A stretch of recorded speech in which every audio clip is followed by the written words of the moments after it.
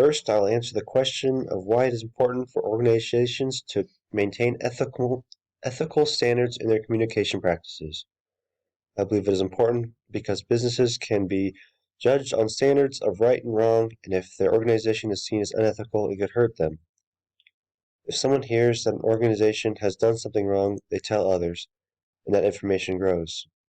People may stop using that organization and may go elsewhere. If you look on the table on page 44, it shows that companies that have had problems. WorldCon has had accounting fraud in the organization, and they were forced into bankruptcy and repurposed because no one trusted them. Martha Stewart had a business. She was convicted and went to jail. She lost a lot of money and influence because of her actions. In the article Ethical Issues in Big Pharma, it explained that a company can cause a lot of danger to the public just to make money. Executives at Merck caused an estimated 8,000 to 139,000 deaths because they lied to their customers and didn't care what the FDA had to say. They spent millions of dollars advertising a safe and effective drug when in reality it was 5 times more likely to cause a heart attack than alternative medication. This shows how important it is to have good ethical standards. The next question I'll answer is what some challenges that organizations face when trying to maintain ethical standards in their communication practices.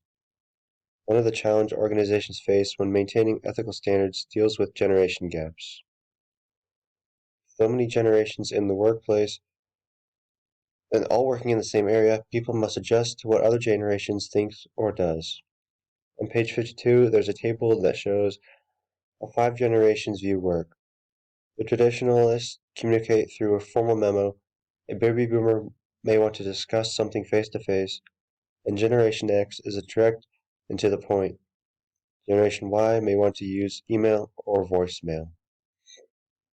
All of these things are a good way to communicate, but can cause problems if someone has a certain ways of doing things and another person does not want to do it.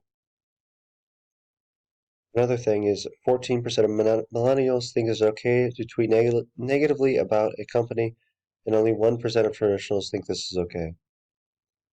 On page 53, it gives many examples of generational gaps, such as keeping copies of confidential documents. These differences of opinion can cause challenges in getting along if you are far apart in age. Last question I'll answer is what roles do leaders play in promoting ethical communication practices within an organization? Leaders need to be able to identify unethical communication. The book talks about ways of doing this on page 57. For example, if leaders need to make sure they're not an abuse of power and there is no tax on personal esteem or feelings. It is a leader's job to ensure there's no cheating or defrauding in the workplace. Also, they need to make sure that there's nothing intrusive in the workplace, such as hidden cameras or traps on telephones. The leader must identify silence from a person that may not want to show that he's hiding something. Finally, they need to make sure there's no manipulation going on. The leader can promote ethical communication by identifying unethical communication and not allowing them.